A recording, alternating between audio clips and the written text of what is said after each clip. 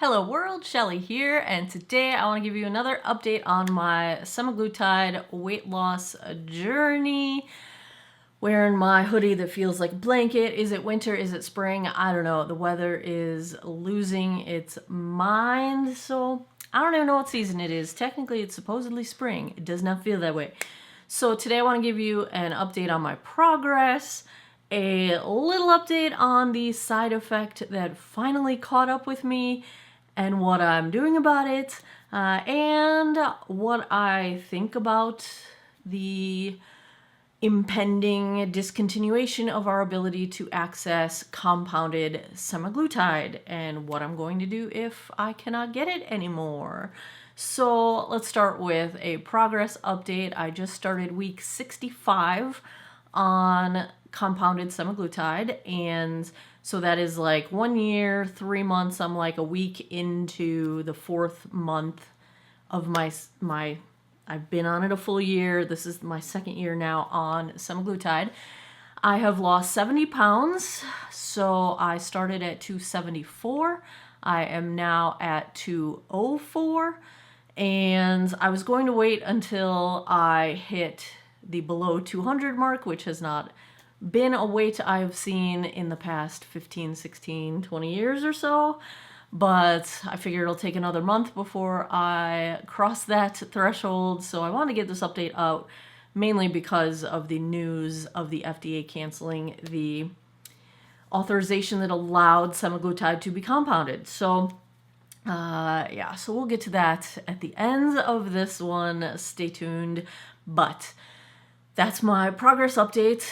I don't have any explicit exercise routine other than I am walking a whole lot more because it's obviously a lot more comfortable to do now that I am smaller. I do some, I don't want to call it strength training, it's body weight strength training. So I like every morning I do some squats, I do some wall push-ups, but I don't have like a regimented workout routine. I'm not following any specific diet. I am a vegetarian, but I'm not doing anything specific like different from what I did before. I just eat a whole lot less because I'm not hungry and I'm not thinking about food all the time. So I've got previous videos that go into the food noise and just how this has been a miraculous change in my brain, the way this drug affects how much I want to eat. And I want to be on it for the rest of my life. It makes my brain such a quieter place, and I love it. But that's all covered in previous videos. So the side effect that finally caught up with me, not to get into poop talk, but constipation. I had, from day one, I was told that this is a potential side effect, and I just really didn't struggle with it. I do eat a good amount of vegetables every day. So it took a while to catch up with me, but about a month ago, I had a situation where I was a day away from calling the doctor. Like, I hadn't been able to go for over, 3 days. I was going into like day 4, and it's not that there wasn't anything to go. Like, it was an impaction situation happening, and I was freaking out because it wouldn't move. And yeah, so, and I kind of knew it was coming because maybe a month before that I was like, ooh, I might want to buy, something over the counter to help with this. And I hadn't done it yet, but that freaked me out. I had simultaneously been seeing all these ads on Facebook that were for this.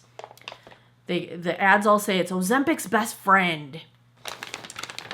These gummy vitamins. Super green, superfoods, greens, vitamins. Now, I've always been into like green juices, whether I make them myself, I have a juicer, or green powders that you put into smoothies. Like, I've been a smoothie girl for decades. But so I kept seeing these pop up, and they're really expensive. They're like $70 a month. And I was like, well, they offer, like, it was a discount for the first month. And so I'm like, I'll try it. But, this thing's got to knock my socks off. Otherwise, there's no way I'm paying $70 a month for friggin' vitamin gummies. After eating them for 3 days, so they come, this is a daily pouch. You eat 1 pouch a day of the gummies. And they have a no sugar and a low sugar option. I just went with the low sugar one. And it's not a ton of sugar. I need Sherlock, though, because I can't read this thing. I hate when they do the contrast on here is just not good. Yellow and green. Green is hard for people with red-green color blindness to read anyway, so I would never do it as an important... Anyway, I'm getting off on a designer's tangent. Sugar. Total sugars, 8 grams of added sugar in this. It's got 6 grams of fiber, which is why they say it can help you go. That's like 21% of your daily fiber requirement. Yeah, so I got the Groons, I got my gummies. And on the 3rd day of eating the gummies, even though I had added additional fruit on top of the vegetables I was eating, like I've started eating a bunch more berries just to give myself more fiber, yeah, they worked pretty amazingly. Like I was suddenly regular. Dang it, and I kind of didn't want them to work. So, then I went through and looked at what vitamins are in this and what I was currently supplementing with to see if I could stop buying some of my other vitamins because they're covered by this. And I will be able to. It won't make up the full price of these vitamins. I will be spending more on vitamins every month than I was previously. And I'm still going to have to supplement my omega-3 and my turmeric. Probably I'll continue to supplement. There is a cat hair somewhere on my face and it's just driving me insane right now. It's probably on my hoodie and that's why it's bothering me. Anyway, sorry, tangent, squirrel. Yeah, so that was one thing I did to help that along. Of course, the thing is, I cannot physically eat any more food. Like, eat more fiber. I can't eat any more fiber. Like, I cannot eat more food. Like, I'm full. I don't want more food. So, like, yeah, the answer, of course, eat more fruits, eat more vegetables, eat more food. I cannot put any more food into my body. Like, I just can't. Like, I'm full. I don't want to eat any more food. So, I'm eating the gummies. The other thing, I bought a squatty potty, which they had one in the Isle of Shame at Aldi a month or 2 ago. And I was going to get it, but my hands were full and I didn't want to go get a cart and then come back. And so I didn't get it, which I would have been able to get it for $9 instead of the $20 that it typically sells for. Anyway, I paid full price. I got a squatty potty. I had been told in the past, prior to ever having any issues with this process, that the squatty potty was amazing and everybody should have one and it's a life-changing experience or whatever. Yeah, dang it really kind of is. I should have got one a long time ago, even before I was on this journey. Like, it just, okay, fine. So, y'all were right. Y'all were right about the whole going number 2, and the squatty potty is an amazing thing, so I got a squatty potty. And so far, those 2 things have kept me regular since that incident. Yeah, so that's enough talk about that. So, what about the news that the FDA has discontinued the emergency shortage order that was allowing compounding pharmacies to make semaglutide? Of course, semaglutide is the same drug that's in the formulary Ozempic, which is typically prescribed for diabetes. It's in the formulary Wegovy, typically prescribed for weight loss. I am not on either of those because my insurance won't cover them and I cannot afford $1,000 plus per month. So my doctor has prescribed straight to the pharmacy my semaglutide and I pay for it out of pocket. I pay $350 a month. Previously, I was getting it from the Studio R Aesthetics Med Spa in Charlottesville, Virginia. They only treat Virginia patients, but if you are in Virginia, I had a fantastic experience with Dr. Eitri there. They got me into the whole process here. That was a bit more expensive than getting it straight from my general practitioner to the pharmacy. But so when I read the FDA canceling that emergency authorization that was allowing the compounding pharmacies to make it, then the compounding pharmacies have until April 22nd, 2025 to stop selling the compounded semaglutide, which means I won't be able to get it anymore. So what are my options? Well, first of all, I asked my doctor about this like literally 2 days after the FDA put this out. She was not aware of it yet. So then I went to my pharmacy and I said, well, how long am I going to be able to get this? You know, are you also having to adhere to that April 22nd April 22nd deadline? And they said, oh no, that doesn't apply to semaglutide. That's only for, I'm going to say it wrong. I always say terzepatide. I don't know how to pronounce that one. The one that is Zep-bound. And I'm like, no, the FDA just a few days ago put this out there. So they didn't know what was going on either. And can't say that gave me a lot of confidence in anything, because I'm like, I'm reading it right here straight on the FDA.gov website. But okay. So yeah, I'm going to have to follow up and get answers, because maybe now they know. It's been a few weeks. But in the meantime, I started researching other options, because if the compounding pharmacies are no longer authorized to make this drug, then every one of these telehealth and med spas and all these places that are currently selling GLP-1 drugs based on semaglutide won't be able to anymore. And an interesting stat that I found was that like 1 in 10 of people in the United States are currently on a GLP-1 drug. Any which way, whether it's the formulary or the compounded version. Like, that's more people in the country than are vegetarians. Like, I just found it to be an interesting statistic. Now, when the FDA declared that shortage over for a different weight loss medication, I think it was the compounding pharmacies sued to get that delayed, because so many people are on these drugs now.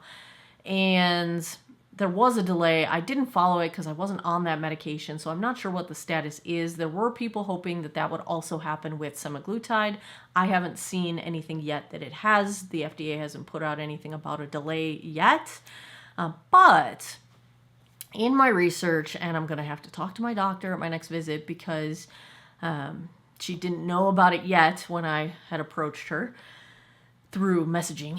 So Zep-bound. Eli Lilly makes the drug Zep-bound, which is another GLP-1 drug, but it targets two of the, I don't know if it's the agonists or it's two instead of one kind of a thing. Semaglutide targets one thing. Zep-bound's drug that I can't pronounce targets another. It targets two. It targets the same one as semaglutide and another one. Anyway, I did some reading on that drug, because Eli Lilly allows you, if you don't have or use your insurance coverage, which I can't because my insurance won't cover it. I'm not sick enough, and now I'm probably not fat enough either.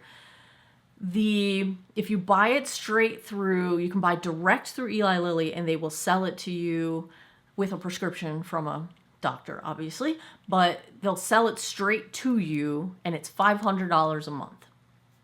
And so I was like, well, if I can't get compounded semaglutide anymore, which I kind of want to stay on just because I know it works really well for me, then I will ask my doctor if I'm a candidate for Zep-bound instead and get it through that program. Yes, it would go from $350 a month to $500 a month, but I was paying $525 a month when I first started with the med spa, so I can make that work. Of course, I'd rather not have to pay more money out of pocket, but I will if I have to. Then, the day after the FDA announced this, Wegovy, which is typically prescribed at semaglutide, the formulary semaglutide for weight loss typically, Wegovy announced that they will be doing something similar, where if you're not using insurance, you can purchase direct through them at $500 a month. It was either $500 or $600 for the Wegovy. I think it was $500. And they were lowering the price to $500 a month, probably because they want to pick up all the former compounded semaglutide people and get them buying straight from them. So those are going to be my options if I can no longer get semaglutide compounded through the pharmacy, which I'm sure that both the pharmacy and my doctor just had not read about this yet, because this was literally the day after I read the announcement from the FDA, because I follow this very closely, because it affects my life, and I'm not done losing weight yet. I mean, I don't have a firm number goal in mind, but I assume it's going to be somewhere around 175. 15 years ago, 18 years ago-ish, I had lost 100 pounds, the most recent time that I lost 100 pounds. It's happened several times in my life. And at that time, I had gotten down to like 162. It was right before I moved to Virginia. And my doctor back in Chicago was like, all right, you gotta chill a bit. You're getting low. Even though on the charts I was still like low end obese, like all the BMI charts. But he at that time had said, that's enough. Like you're good. Don't go too far with this. And that's when I was basically running half marathons. I was running 20 to 30 hours a week as my just regular running, and then I was running half marathons and training for them. 25K was the longest race I ever did. Never wanted to do a marathon. I'm slow. I'm an 11-minute mile kind of girl. And that's when I'm fast. I'm more like a 12-minute mile girl when I'm just running. Anyway. So when I talked to my current doctor here in Virginia, saying, I'm thinking maybe like 175, she goes, that might be a little too low. I'm 5'5" and 3/4 height, 5'5" and 3/4 inches height. So I don't really have a firm number, but in my head, I am kind of aiming for like 175, although I'm down at 204, I'm a baggy size 16. I don't have any smaller clothes to know if I could fit into a 14 yet. But previously, I think I must be more muscle than I was, which is bizarre because I'm not running or anything. But previously, for me to be a size 14, I was like 180 pounds. And I'm a bit more than that now. I'm at 204 right now, and I think I could probably squeeze into a 14. So, I don't know. If I get to a 12, 14 size, that's basically as far as I care to go. That's fine with me. Everything's fine. That would be a dream. That would be wonderful. So, yeah, but I'm not done yet. That's even 175 is 30 pounds away, 31 pounds away. So I still got a ways to go. I'm only losing, a pound and a half a week at this point. So I'm not trying to rush anything. Slow and steady is fine with me. So, but I need my semaglutide to keep on going. So if the FDA does, at the end of April, cancel the ability to get semaglutide, I'm going to have my doctor either prescribe me Wegovy, fulfilled straight through Wegovy, not through my insurance, or I will switch to Zepbound. And honestly, I'll probably make that decision based on price. If the Wegovy is going to be $600 and the Zepbound's $500, then I'm going to ask my doctor to switch me to Zepbound. We'll see. If they're both $500, I'll probably stick with semaglutide because it's working. So that's my update. That is where I'm at with my weight loss journey. Knock on wood, I will be under 200 in the next month or so. That would be amazing. It has not happened in a very long time in my life. And so hopefully, so far so good. Nothing exciting, nothing noteworthy, nothing big going on. I like it nice and quiet. Keep things chill. That's the way to do it. So there's my update. Have you heard anything about the FDA changes? Are any of you on semaglutide from a compounding pharmacy that has notified you? I did get notified through Studio R Aesthetics in Charlottesville that they were going to not have it after April 22nd. It does have a 1-year shelf life refrigerated, So if you do the injectables and you can afford to like buy a bunch of it up front, but that's not really an option for me. I don't want to drop $3,000 on a drug right now. I don't have $3,000 to do. I dropped all that money when I first started this process, and I don't have that. I used my savings to get myself on this journey. So can't do that. But that's another option if you're in this boat and you do have expendable cash for that kind of purpose. But talk to your provider, talk to your doctor, talk to your pharmacy, talk to the people that provide you these services, because that date was April 22nd was the date that was initially published by the FDA. That may change because, like I said, there have been lawsuits in the past when this similar situations have happened that have delayed the cancellation of that authorization, but that's my plans. Let me know what you're going through. How's it going for you guys? Let me know down in the comments below. And as always, thanks a lot for taking some time out of your day to geek out over weight loss with me this time. I appreciate your time, and I hope you guys all have an awesome day or night wherever you are in the world. Take care of each other. Bye-bye.